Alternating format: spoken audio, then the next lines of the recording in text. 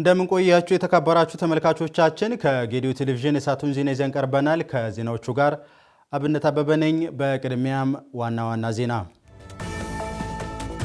ጠቅላይ ሚኒስትር ዶክተር አብይ አህመድ የአፍሪካን የልማት አጀንዳ በማሳለጥ ረገድ እያሳዩት ያለው የአመራር ብቃት የሚደነቅ ነው ሲሉ የተባበሩት መንግስታት የአፍሪካ ኢኮኖሚ ኮሚሽን ዋና ጸሐፊ ክላቬር ጋቴቴ ተናገሩ። በርካታ አገልግሎቶችን ከአንድ ማዕከል ማግኘታችን ጊዜንና ገንዘባችንን እንድንቆጥብ አድርጎናል ሲሉ የይርጋ ጨፌ ከተማ ማዘጋጃ ቤታዊ አገልግሎት ተጠቃሚዎች ተናገሩ። የተከበራችሁ ተመልካቾቻችን በዜና ሰባታችን እነዚህን ጨምሮ ሌሎች ጉዳዮችን ማካተን ወደ እናንተ የምናደርስ ነው የሚሆነው። እስከ መጨረሻው አብራችሁን ቆዩ። በቅድሚያም አጫጭር ዜናዎችን እናስቀድም።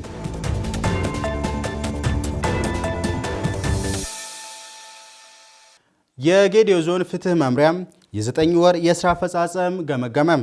በግምገማ መድረኩ የደቡብ ኢትዮጵያ ክልል ፍትህ ቢሮ ኃላፊ አቶ ሙሉቀን ታደሰ፣ የጌዲዮ ዞን ፍትህ መምሪያ ኃላፊ አቶ ብዙአየሁ ዘውዴን ጨምሮ ሌሎች ባለድርሻ አካላት ተሳትፈዋል። መምሪያው ከእቅድ አፈጻጸም በተጨማሪም በሰባተኛው ሀገር አቀፍና ክልላዊ ምርጫ ላይ የፍትህ አካላት ስላላቸው ሚናና ኃላፊነትን በተመለከተም ውይይት አድርጓል። ዘገባው የጌዲዮ ዞን የመንግስት ኮሚኒኬሽን ነው። በዓለም የእግር ጉዞ ታሪክ ውስጥ ስማቸው በጉል የሚጠቀሱ ብዙ ድንቅ ሰዎች ቢኖሩም እንደ ጆርጅ ሜጋን ያለ ታሪክ የሰራ ሰው ማግኘት ግን በጣም አስቸጋሪ ነው። ጆርጅ ሜጋን ዘ ሎንገስት ዌይ በሚባለው ታሪካዊ ጉዞ ይታወቃል። ስኬቱም ከደቡብ አሜሪካ ጫፍ ቴራ ዴል ፉዌጎ እስከ ሰሜን አሜሪካ ጫፍ አላስካ ድረስ ያለውን ረጅም ርቀት በእግሩ ተጉዟል። አጠቃላይ ርቀት 30608 ኪሎ ሜትር የሸፈነ ሲሆን ለዚህ ጉዞ 2425 ቀናትን ከ1977 እስከ 1983 ዓመተ ምህረት ፈጅቶበታል። ጉዞውን ያጠናቀቀው ያለምንም ተሽከርካሪ እገዛ ሲሆን በጉዞ ወቅት 8 ጥንድ ጫማዎችን ቀይሯል። ይህ ጉዞ በጊነስ ወርልድ ሪከርድ ላይ በዓለም ረጅሙ የእግር ጉዞ ታሪክም ተብሎ ተመዝግቧል። ከተራራማውና ከበርካታ ምንጮች መፍለቂያም የጌዲዮ ሕዝብ የታሪክና የባህል መሰረት ከሆነችው ቡሌ ከተማ የተነሳው የሰላም ተጓዡ ወጣት ኢያሱ ክፍሌ ወደ መዲናችን ጉዞ ከጀመረም ሰንብቷል። አዲስ አበባ እንጂ ኪሎ ሜትሮች አይታዩኝም በሚል አቋም የተነሳ ወጣቱ ለሀገር ፍቅር የሚከፈለውን ዋጋ በእግር ጉዞ ማሳየት ችሏል። የሰላም ተጓዡ ወጣት በዚህ ዕድሜው ለእንዲህ አይነት ተግባር ምን እንዳነሳሳው ሲጠየቅ በሰላማዊቷና ለምለሚቷ ጌዲዮ ምድር ተወልጄ ማደጌ በራሱ ትልቅ ምክንያት ነው። ከጌዲዮ ታላላቆቼ የወረስኩት መልካም የሀገር ፍቅር ነው። በልቤ ተጸንሶ እያደገ ለዚህ መነሳሳት ያበቃኝ ስልም መልሷል። ኢያሱ ሚያዝያ 11 ቀን ከጌዲዮ ዞን ቡሌ ከተማ የተነሳ ሲሆን ዓላማውም ሚያዝያ 27 ቀን 2018 ዓ.ም በሚከበረው የጀግኖች አርበኞች ቀን መድረክ በመገኘትና መልእክት ማስተላለፍ መሆኑንም ጠቁሟል። እስከዛሬ ለ11 ተከታታይ ቀናት ባደረገው የእግር ጉዞ አስቸጋሪ የአየር ጸባይ ሳይበግረው በተለያዩ ከተሞች ከነዋሪው ጋር ጥሩ ጊዜን እያሳለፈና በመንገዱም ሰላምን በሰንደቅ ዓላማው እየሰበከ መዲናውን መቀላቀል ችሏል።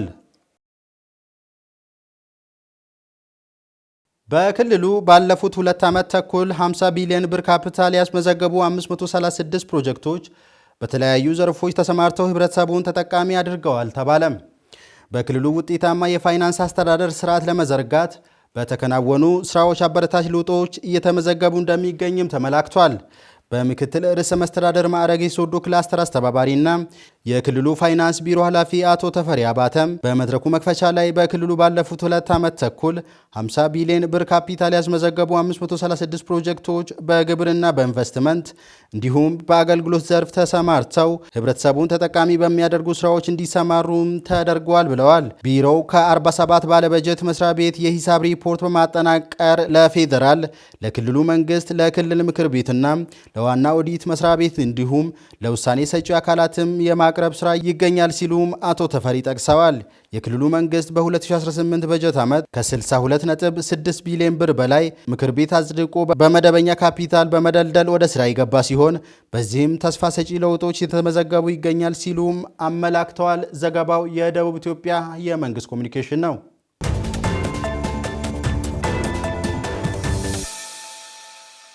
ጠቅላይ ሚኒስትር ዶክተር አብይ አህመድ የአፍሪካን ልማት አጀንዳ በማሳለጥ ረገድ እያሳዩት ያለው የአመራር ብቃት የሚደነቅ ነው ሲሉ የተባበሩት መንግስታት የአፍሪካ ኮሚሽን ዋና ጸሐፊ ክላቬር ጋቴቴ ተናገሩ። ብሌን ተገኔ ተጨማሪ አላት። ጠቅላይ ሚኒስትር ዶክተር አብይ አህመድ የአፍሪካ የልማት አጀንዳ በማሳለጥ ረገድ እያሳዩ ያለውን የአመራር ብቃት የሚደነቅ ነው ሲሉ የተባበሩት መንግስታት የአፍሪካ ኢኮኖሚ ኮሚሽን ዋና ጸሐፊ ክላርቨር ጋቴቴ ተናገሩ። ዋና ጸሐፊውም ኢትዮጵያ በአየር ንብረት ዲፕሎማሲ የሰራችውን ስራ አድንቀው የዓለም አቀፍ የአየር ንብረት ጉባኤ እንድታስተናግድ መመረጧ ትልቅ አህጉራዊ ኃላፊነትም ነው ብለዋል። ኢትዮጵያ የአየር ንብረት ተግባራትን ቀዳሚ ትኩረት ከሚሰጣቸው የልማት አጀንዳዎች ጋር በማጣጣም ያላት ስኬታማ ተሞክሮ ለዚህ ታሪካዊ ሚና ብቁ እንዳደረጋትም አስረድተዋል። ከኢትዮጵያ ተጨባጭ ስኬቶች መካከል ከ48 ሚሊዮን በላይ ችግኞች ተተክለው በዓለም አቀፍ ደረጃ በትልቅነቱ የሚጠቀስ የአረንጓዴ አሻራ መርሃ ግብር አንዱ መሆኑንም አንስተዋል። የአየር ንብረትና የዘላቂ ልማት ስራዎች ለአፍሪካ ሀገራት እርስ በርስ የሚደጋገፉበት ተግባራት መሆናቸውንም ገልጸዋል። የአፍሪካ የልማት ጥረት በተቀዛቀዘበት የዓለም ኢኮኖሚ እድገት በፋይናንስ ጫናና በጂኦፖለቲካዊ ውጥረቶች ውስጥ እያለፈ መሆኑን ጠቅሰው እነዚህ ሀገሪቱ ያለመቻቸውን ግቦች ሊገቱ እንደማይገባም ተናግረዋል። የአፍሪካ አህጉራዊ ነጻ የንግድ ቀጠናን ጨምሮ ቀጠናዊ ውህዶችን ማጠናከር ለልማቱ ስኬት ወሳኝ ሚና እንደሚጫወትም አመልክቷል ሲል የኢትዮጵያ ዜና አገልግሎት ዘግቦታል። የመድኃኒት አቅርቦት ሰንሰለትን ለማዘመን እየተከናወኑ ያሉ የሪፎርም ስራዎች ተጨባጭ ስኬት እያስመዘገቡ ነው ተባለ። የመድኃኒት አቅርቦት ሰንሰለትን ለማዘመን እየተከናወኑ ያሉ የሪፎርም ስራዎች የሀገር ውስጥ ምርትን በማሳደግ ረገድ ተጨባጭ ስኬት እያስመዘገቡ መሆኑን የጤና ሚኒስትር ዶክተር መቅደስ ዳባ ገልጸዋል። ሴኒያ መሐመድ ተከታዩን አዘጋጅተዋለች። የኢትዮጵያ መድኃኒት አቅራቢ አገልግሎት ዓለም አቀፍ ስልታዊ አጋርነት ለአስተማማኝ የመድኃኒት አቅርቦት ሰንሰለት በሚል መሪ ሀሳብ ያዘጋጀው 5ኛው ዓለም አቀፍ የአቅራቢዎች ኮንፈረንስ በአዲስ አበባ ተካሂዷል። የጤና ሚኒስትር ዶክተር መቅደስ ዳባ የመድኃኒት አቅርቦት ሰንሰለትን ለማዘመን የተከናወኑ የሪፎርም ስራዎች የኢትዮጵያን የጤና ኢንቨስትመንት ተወዳዳሪ ከማድረጋቸውም በላይ የውጭ ምርትን በሀገር ውስጥ ለመተካት ለሚደረገው ጥረት ትልቅ ስኬት እያስመዘገቡ ይገኛሉ። በተለይም ኢትዮጵያ ታምርት በተሰኘው ብሔራዊ ንቅናቄ አማካኝነት የሀገር ውስጥ መድኃኒት አምራቾች ተጨባጭ ድጋፍ እያገኙ መሆኑንና ስራው ከወረቀት ባለፈ ወደ ተግባር መገባቱን ጠቁመዋል። ኢትዮጵያ ባለፉት 3 አስርት ዓመታት ስትከተለው የነበረውን የጤና ፖሊሲ በመለወጥ ከበሽታ መከላከል ባለፈ ለአክሞ ማዳን አገልግሎት ከፍተኛ ትኩረት መስጠቷን አስረድተዋል። የመድኃኒት አቅርቦት ስርዓቱን ለማዘመንም ዘመናዊ የማከማቻና ማከፋፈያ ማዕከላት በዲጂታል መረጃ መረብ እንዲገናኙ መደረጉን ገልጸዋል። በቅርቡ በጠቅላይ ሚኒስትር ዶክተር አብይ አህመድ የተመረቀው አዲሱ የላቦራቶሪ ተቋም የሀገር ውስጥ ምርቶች ጥራታቸውን የጠበቁ እንዲሆኑና ለምርምር አመቺ ሁኔታን በመፍጠር ረገድ ሚናው የጎላ መሆኑን ጠቅሰዋል። ኢትዮጵያ ለራሷ ብቻ ሳይሆን ለጎረቤት ሀገራትና ለአፍሪካ ቀንድ መድኃኒቶችን የማከፋፈል ራዕይ እንዳላት የገለጹት ሚኒስትሯ የውጭ ባለሀብቶች በዘርፉ እንዲሰማሩ ጥሪ አቅርበዋል። የኢትዮጵያ መድኃኒት አቅራቢ አገልግሎት ዋና ዳይሬክተር ዶክተር አብዱል ቃድር ገልገሎ በበኩላቸው ቀልጣፋና አስተማማኝ የመድኃኒት አቅርቦት እንዲኖር የግዢ ስርዓቱ በኤሌክትሮኒክስ እንዲደገፍና አጠቃላይ የአቅርቦት ሰንሰለቱ ዲጂታላይዝ መደረጉን ገልጸዋል። የኮንፈረንሱ ዋና ዓላማም ከአቅራቢዎች ጋር ያለውን ግንኙነት በማጠናከር ሂደቱን ቀጣይነት ባለው መልኩ ለማሳለጥ መሆኑን ጠቁመዋል። የኢትዮጵያ መድኃኒት አምራቾች ማህበር ፕሬዝዳንት ዶክተር ታደሰ ተፈሪ መድረኩ የሀገር ውስጥ አምራቾች ከዓለም አቀፍ አቅራቢዎች ልምድና የቴክኖሎጂ ሽግግር እንዲያገኙ እንደሚያግዝ ገልጸዋል። ማህበሩም የሀገር ውስጥ አምራቾችን ተወዳዳሪነት ለማሳደግ እየሰራ መሆኑን ተናግረዋል። ከተለያዩ ሀገራት የመጡ የኮንፈረንሱ ተሳታፊዎች በበኩላቸው በኢትዮጵያ ያለውን እምቅ አቅም መመልከታቸውንና በቀጣይም ኢንቨስት ለማድረግ መነቃቃት እንደፈጠረባቸው ገልጸዋል። ከተባበሩት አረብ ኤምሬቶች የመጡ ጁሃድ አልዋይሽ እና ከህንድ የመጡ ሱጃ አየር ከኢትዮጵያ ጋር ያለውን የአቅርቦትና የአጋርነት ስራ ወደ ላቀ ደረጃ እንደሚያሸጋግሩት አረጋግጠዋል። መረጃውን ያገኘነው ከኢትዮጵያ ዜና አገልግሎት ነው። ተመልካቾቻችን ዜና ሰባታችን አሁንም ቀጥሏል። አሁን ደግሞ ለሰዓቱ ወደ ተያዙ ዝርዝር ዜናዎች እናልፋለን። በርካታ አገልግሎቶችን ከአንድ ማዕከል ማግኘታችን ጊዜንና ገንዘባችንን እንድንቆጥብ አድርጎናል ሲሉ የይርጋ ጨፌ ከተማ ማዘጋጃ ቤታዊ አገልግሎት ተገልጋዮች ተናገሩ። ከተማ አስተዳደሩም አገልግሎቱን በይበልጥ ለማዘመን መሶብ አንድ ማዕከል አገልግሎትን በቅርብ ጊዜ ወደ ስራ ለማስገባት እየሰራሁ ነው ብለዋል። ተጨማሪ ያለን ወይዘሮ በረከት ሽፈራውና አቶ ደሳለኝ ተሰማ በይርጋ ጨፌ ከተማ ማዘጋጃ ቤት ሲገለገሉ ያገኘናቸው ሲሆኑ ከዚህ በፊት አገልግሎቱን ለማግኘት ጊዜንና ገንዘባቸውን አላግባብ ያባክኑ እንደነበር አንስተው አሁን ግን የተሻለ ነገር ስለመኖሩ ተናግረዋል። የአገልግሎቱ አሰጣጥ ቀልጣፋና የዘመነ እንደሆነ የተናገሩት አስተያየት ሰጪዎቹ ይህም ጊዜያቸውንና ገንዘባቸውን በአግባቡ እንዲጠቀሙ እንዳስቻላቸውም ነው ያስረዱት። ባለጉዳዩ በጣም እየተጎላላ ነበር። አሁን ደግሞ አንድ ጋር ተሰብስቦ ያለውን ከዚሁ ጥያቄ እዚሁ አግኝቶ ባለጉዳይ እየሄደና እንደ ተሰብስቦና በጣም በሚያምር ሁኔታ ተሰርቶ ያለውን ሁኔታ ማዘጋጀት ሲባል ድሮ በጣም ያለ ነገር ከባድ ነበር። አሁን ደግሞ በጣም በሚያምረው ሁኔታ ተሰርቶና በሚያምረው ሁኔታ ጥያቄውን ያቀረብነው መልስ እየወሰን በጣም ደስ የሚል አቀባበል ነው የሚያቀብሉት። ደስ የሚል መልስ ነው የሚሰጡት። አሁን እጅግ መሻሻል አለ። እኔ በጣም ጥሩ ነው ብዬ ነው የምገምተው። እንደኔ እስካሁን ድረስ የትኛውም ቢሮ ነው በዚህ አካባቢ በሚገለግልባቸው ቢሮ ውስጥ መልካም ነው፣ ጥሩ ነው ብዬ ነው ማስበው። መሶብ አንድ ማዕከል አገልግሎት ጽንሰ ሀሳብ ለዜጎች በአንድ ማዕከል በአጭር ጊዜ ውስጥ የተቀላጠፈና በቴክኖሎጂ የታገዘ አገልግሎትን መስጠት መሆኑን የጠቀሱት ይርጋ ጨፌ ከተማ ምክትል ከንቲባና የስራና ክህሎት ጽህፈት ቤት ኃላፊ አቶ ዮሴፍ አየለም ይህ አገልግሎት የከተሞችን ደረጃ የሚወስን እንደሆነም ነው ያብራሩት። ከተሞች የዘመነ አገልግሎትን ለዜጎቻቸው እንዲሰጡ ለማስቻል መሶብ አንድ ማዕከል አገልግሎትን በቅርብ ጊዜ ውስጥ ወደ ስራ ለማስገባት እየሰሩ መሆናቸውን ተናግረዋል። የምትመራውን ወይም የምታስተዳድረውን ህዝብ ምቹ ሁኔታ መፍጠር ማለት አንዱ የመንግስት መገለጫ ነው። ያንን ሰስቴን አድርጎ ለመቀጠል መሶብን የመሰለ ፕሮጀክቶች እንደ ከተማችን መፈጠሩ አሁን እንኳን ያለበት ደረጃ ያስደስታል። አይደለም ተጠናቆ የምናይበት ይቅርና አሁን እንኳን የደረስንበት ምክንያቱም አስፈላጊ ናቸው የተባሉትን አገልግሎቶች እዛ ውስጥ አካተን ነው የምንይዘው። ያ አገልግሎት የተካተቱ አገልግሎቶች የሰውን የገንዘብም ሆነ የጊዜ ብክነቶችን ይታደጋል። ሁለተኛ ደግሞ ተጋላጭም አይደለም፣ ፊት ለፊት ነው የምታገለግለው።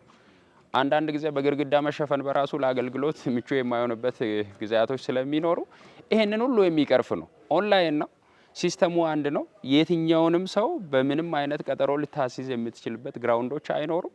በጣም ዘመናዊ ፈጣንና ቀልጣፋ አገልግሎት ነው። ለዛውም አንድ ማዕከል ላይ አሁን ላይ እንደ ከተማችን ሜቢ እኛ እንሰጣለን ብለን ወደዛ ውስጥ ከሚገቡ ወደ 8 ከሚደርሱ ተቋማት 2 ተቋማት ከውጭ የሚገቡት ነው። ሜቢ ንግድ ባንክና ቴሌ ነው ሊሆን የሚችለው።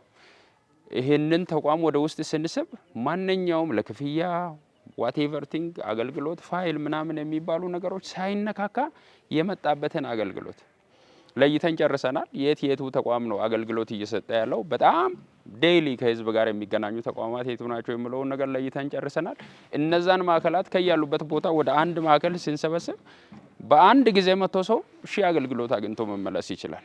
የጌዲዮ ዞን ከተማና መሰረተ ልማት መምሪያ ኃላፊ አቶ ረዲት ክፍሌ እንደተናገሩት በጠቅላይ ሚኒስትሩ ኢኒሺቲቭ የተጀመረው መሶብ አንድ ማዕከል አገልግሎት በዞኑም ወደ ሁሉም አካባቢ እንዲሰፋ እየተሰራ እንዳለ ጠቁመው በይርጋ ጨፌ ከተማም ለዚሁ ዓላማ ተጀምሮ በመጠናቀቅ ላይ ያለ ህንፃ አንዱ እንደሆነም ነው ያነሱት። የጉባ ብስራት የሆነውን የጋራ መኖሪያ ቤት 40 ቤት በ40 ቀን ተብሎ የተጀመረውን ኢኒሺቲቭ 90% በላይ መጠናቀቁንና ብዙ ፈጠራዎች ያሉበት እንደሆነ ከቀለም ጀምሮ በህብረት በቅንጅት የተሰራ ስራ እንደሆነ በቦታው አይተናል። ቀጣይ ገበያም ጭምር ለዚህ ለ40 ማህበረሰብ ለ40 ቤት ላይ ማለት 5 ሰው እንኳን ቢኖር 200 ማህበረሰብን ሆስት ማድረግ የሚችል ግንባታ ነው ተገነባው። 200 ማህበረሰብ ደግሞ ቀላል ማለት አይደለም። ህብረተሰቡ የወሳኝ ኩነቶችን በአግባቡ እንዲያስመዘግብ የግንዛቤ ማስጨበጫ ስራዎችን በተጠናከረ መልኩ መስራት እንደሚያስፈልግ ተገለጸ። የወሳኝ ኩነቶች ምዝገባ መረጃ አያያዝ ስርዓትን ለማሻሻል ከባለድርሻ አካላት ጋር በቅንጅት እየሰራ መሆኑን የይርጋ ጨፌ ወረዳ የወሳኝ ኩነቶች ምዝገባ ጽሕፈት ቤት አስታውቋል። ተስፋይ ጎበና ያዘጋጀውን ሃይማኖት ጀንበሩ እንደሚከተለው ያቀርበዋል። በወሳኝ ኩነቶች ምዝገባ ህብረተሰቡ በሚፈልገው መጠን የአገልግሎት ተጠቃሚ እንዲሆን ከማድረግ አንጻር ያሉ ክፍተቶችን ለመሙላት በትኩረት መስራት እንደሚገባ የይርጋ ጨፌ ወረዳ ነዋሪዎች አንስተዋል። በዚህም ለህብረተሰቡ የግንዛቤ ማስጨበጫ ትምህርቶችን እየሰጡ በመስራታቸው በአንዳንድ ቀበሌያት ጥሩ አፈጻጸም እንዳለ መገምገማቸውን ገልጸዋል። በስብሰባ ቦታዎች፣ በእድር፣ በቤተ ክርስቲያን እነዚህ አሁን የሚጠራቸው መሪዎች በእኛም በወሳኝ ኩነት የምክር ቤት አባሎች ናቸው። በእነሱ ሰፊ ስራ ከሰራን በኋላ በመጀመሪያዎቹ አመት ላይ የኛ ቀበሌ የተሻለ ከጤና ኤክስቴንሽኖችም ጋር በነበረኝ ቁርኝት እዛ 45 ቀን የሞላት እናት ህፃናውን ይዛ ስትሄድ እኔ ጋር መታ ሳታስመዘግብ ክትባቷን እንደማታስከትብም ጭምር በተግባባነው መንፈስ መነሻ ጤና ኤክስቴንሽኖች ቀጥታ ልጆቻቸውን የመጡትን ልጆች ወደ እኔ ይልካሉ ማለት ነው። ከዚህም የተነሳ ጥሩ አፈጻጸሞች ነበሩን። በዚህ ልክ ነው የመዘገብኩት ማለት ነው። ብዙ ጋብቻዎች ተፈጽሟል። አሁን የቀረበ ሪፖርት ከእያንዳንዱ ቀበሌ ሲቀርብ እንዳየ ነው የተፈጸሙ ጋብቻዎች ብቻ ቢመዘገቡ የተወለዱ ቀርተው የሞቱ ቀርተው ያገቡ ብቻ ቢቆጠሩ ዛሬ ከቀረበ ቁጥር በላይ እንደሆነ የሚታይ ነው። ስለዚህ እዛ ጋር ብዙ ስራ አልተሰራም። ጥቅሙንና የዚህን የኩነት መመዝገብ አገልግሎቱን ህዝቡ በቂ ግንዛቤ ያገኘ አልመስለኝም ከቀረበ ሪፖርት አንጻር። እንደገናም ደግሞ ለዚህ ኃላፊነት ተሰጥቷቸው በየቀበሌ ስራ አስኪያጅ ሆነው የተቀመጡ ይህንን ስራ መስራት ሲገባቸው ብዙም ቦታ ሰጥተው እንዳልሰሩ የሚታየውን ክፍተት እንዳለ ነው የተረዳሁት ከሪፖርቱ። መንግስት ወደፊት ለሚያከናውናቸው ስራዎች የተደራጀ የመረጃ አያያዝ ስርዓት አስፈላጊ በመሆኑ ይህንን በመረዳት በትምህርት ቤቶች፣ በእምነት ተቋማትና በሌሎች ቦታዎች ላይ ህብረተሰቡ ኩነቶችን እንዲያስመዘግብ የተለያዩ ግንዛቤ ማስጨበጫ ስራዎችን እንደሚሰሩ አስረድተዋል። እኛ ፊት ለፊት ያለን ሰዎች ለማህበረሰቦቻችን ቅርበትም ስለሆን ብዙ ነገሮችን ስናነሳና ስናስረዳቸው ወዳው ይቀበላሉ። እኛ ማህበረሰብ በደንብ ይቀበላል። ሁሉም ሰው ውጥ መመዝገብ አለበት። ያገኘነውን አጋጣሚ በስብሰባም ሆነ በቤተ ክርስቲያን 5 ደቂቃ እንኳን እየተጠቀምን እየጠየቅናቸው ብንጠቀም በእድርም ቦታ ላይ የሆነ አጋጣሚ እየተጠቀምን እድር መሪም ራሱ እዚህ አባልም ስለሆነ የምክር ቤት አባልም ስለሆነ እሱን ብንጠቀምና መንግስት ያወረደልንን ምቹ አጋጣሚ እንዲጠቀም ሰፊ ግንዛቤ ፈጥረን በጥሩ በተሻለ ሁኔታ አሁን ከ50 በታችም ያሉ አሉ፣ ከ50 በላይም ያሉ አሉ፣ ከ100 በላይም ያሉ አሉ። ወጥ ብንበዘግብና ወጥ ብንሰራ ወረዳችንም ጭምር ጥሩ ደረጃ ላይ እንዲደርስ እናደርጋለን። የይርጋ ጨፌ ወረዳ የወሳኝ ኩነቶች ምዝገባ ጽህፈት ቤት ኃላፊ በወረዳቸው ባለፉት 9 ወራት እቅድ አፈጻጸም ላይ በአራቱም ወሳኝ ኩነቶች 89 ከመቶ በላይ ማከናወናቸውን በመግለጽ ያሉ ጉድለቶችን በቀጣይ ለማሻሻል መገምገማቸውን ጠቁመዋል። በመድረኩ ሁሉም የባለድርሻ አካላት ስለተገኙ ከዚህ በኋላ ህብረተሰቡ የወሳኝ ኩነቶችን ምዝገባ ፋይዳ ተገንዝበው ጥራት ያለው መረጃ በወቅቱ እንዲያስመዘግቡ ለማድረግ ቅንጅት ፈጥሮ በአጽንኦት እንደሚሰራ አስረድተዋል። የወሳኝ ኩነቶች ምዝገባ 4 አይነት ምዝገባዎችን በተለይ በዋናነት መደበኛ የምንለው ሰው በፈቃደኝነቱ መጥቶ የሚመዘገበው እንዳለ ሆኖ ነገር ግን መንግስት ጥራት ያለውን መረጃ የሚፈልጋቸውን ወቅታዊና የዘገየ በሚል የምንመዘግባቸው 4 አይነት ያመዘጋገብ ስርዓቶች አሉ።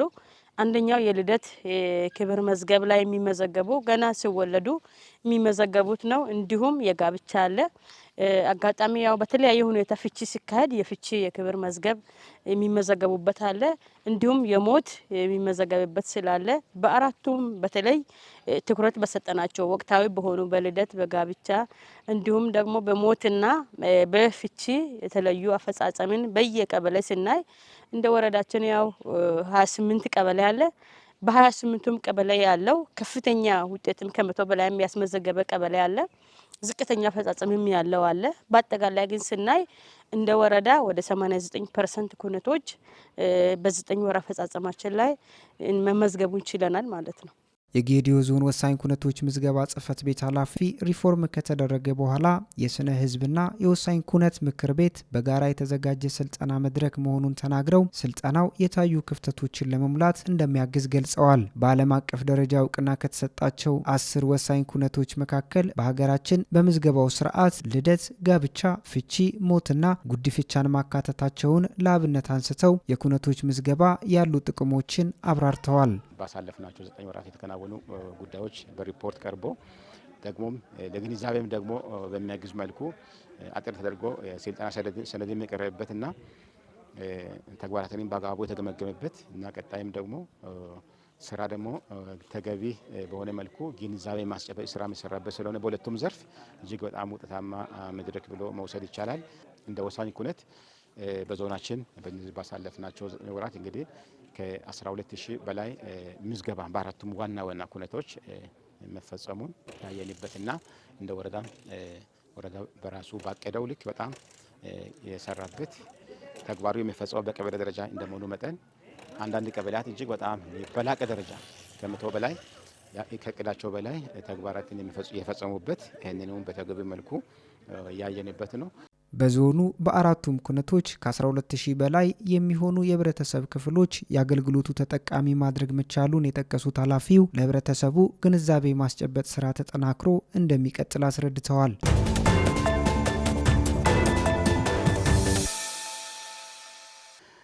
በኢትዮጵያ ለ51ኛ ጊዜ በዓለም አቀፍ ደረጃ ደግሞ ለ13ኛ ጊዜ የዓለም የሰራተኞች ቀን ወይንም ሜይዴይ ይከበራል። ሜይዴይ በበርካታ ሀገራት እንደ ጥንታዊ የጸደይ ፌስቲቫል ይታወቅ ነበር። አሁን ግን በዓለም አቀፍ ዙሪያ ያሉ ሰራተኞች ያደረጉትን ታሪካዊ ትግሎች ለማስታወስ የላብ አደሮች ቀን ወይንም ሜይዴይ በመባል በመላው ዓለም ይከበራል። ለዝርዝር ዘገባው ደመላሽ ጉልማም።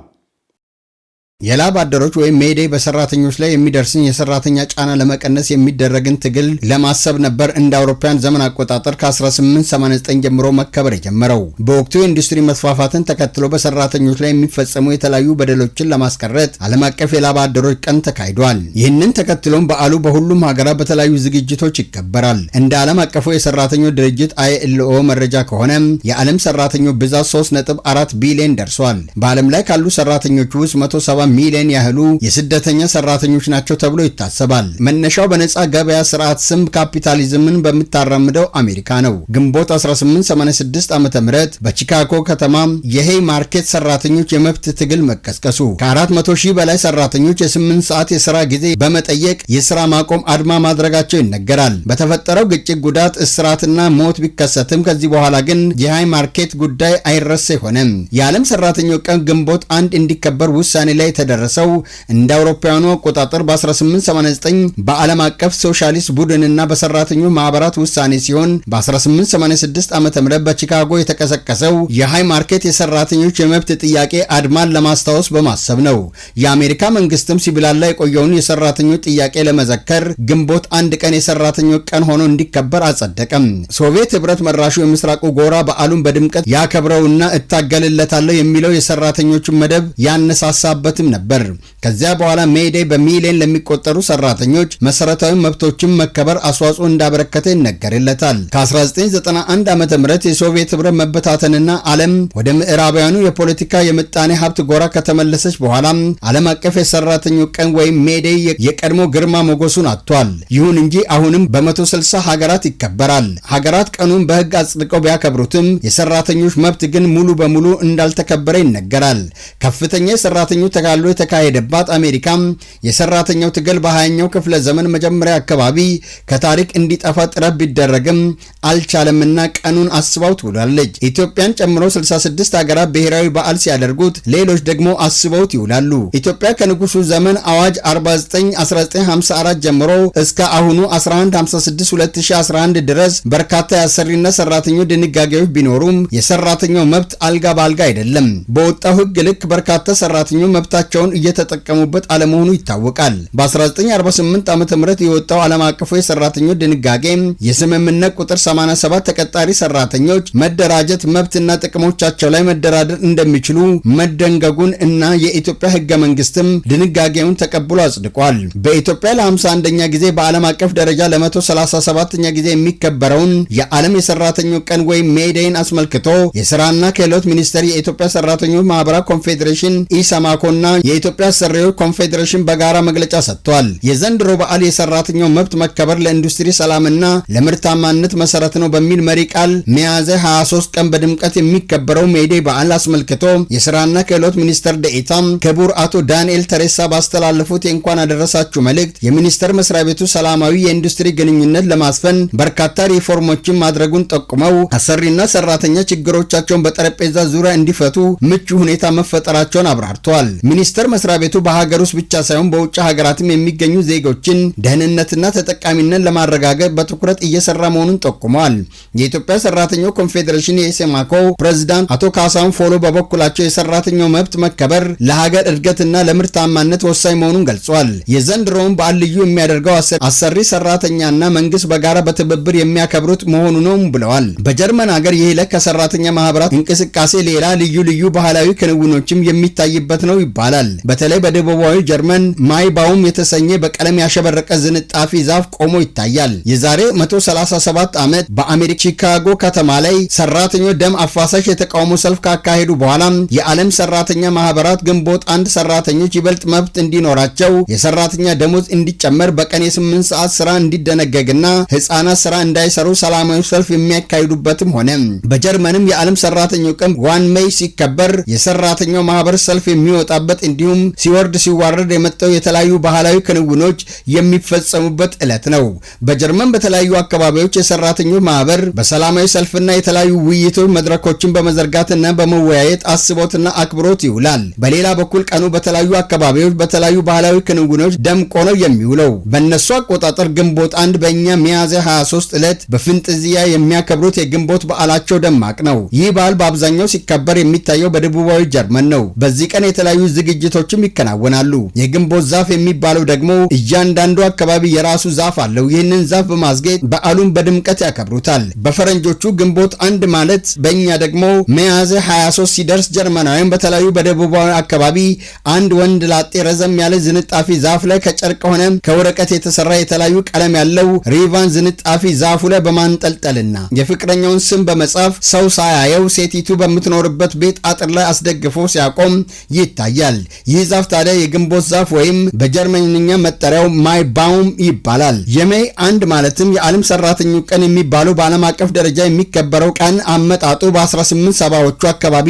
አንድ የ16 ዓመት የጀርመን ተወላጅ ወደ አሜሪካ ቺካጎ ሄዶ ኑሮውን ጀምሮ በቀን ከ16 ሰዓታት በላይ ይሰራ ስለነበረ ይህንን እጅግ ብዙ የሆነ የሥራ ሰዓት በመቃወም በቀሰቀሰው ንቅናቄ ነው። ይህ የዓለም የሰራተኞች ቀን ሊመጣ የቻለው በዚህ ታሪክ መነሻ ነው። ከአንደኛው የዓለም ጦርነት በኋላ ፈጣን የኢንዱስትሪ ልማት መስፋፋትና በሩሲያ ኮሚኒስት አብዮታዊ ተጽዕኖ ምክንያት በዓለም ዙሪያ ያሉ ሰራተኞች ለመሰረታዊ መብቶቻቸው ታግሏል። በጀርመን የናዚ ፓርቲ ወደ ስልጣን ከመጣ በኋላ በ1933 የሰራተኞች ቀን ይፋዊ በዓል ሆኖ መከበር ጀመረ።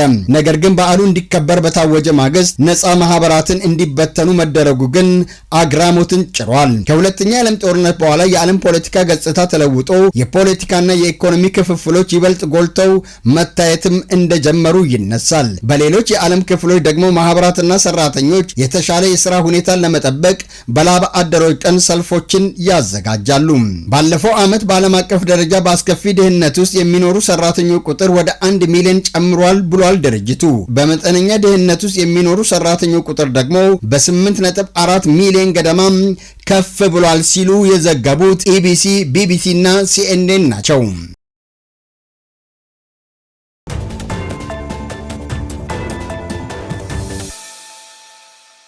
የተከበራችሁ ተመልካቾቻችን ዜና ሰባታችንን ከማጠቃለላችን በፊት አቤት ዜናዎቹን በድጋሚ እናስታውሳችሁ።